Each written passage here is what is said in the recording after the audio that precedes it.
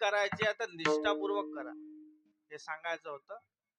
निष्ठेनं वाल्या कोळ्यानं नामचिंतन केलं, मरा मरा मरा मरा म्हटलं आणि एक दिवस त्याचा पहिला म खोडला गेला, मचा व्यत्यास झाला आणि राम राम दोही अक्षरे सुलभ आणि सोपारे असं नित्य नामचिंतन वाल्या कोळ्यानं केलं.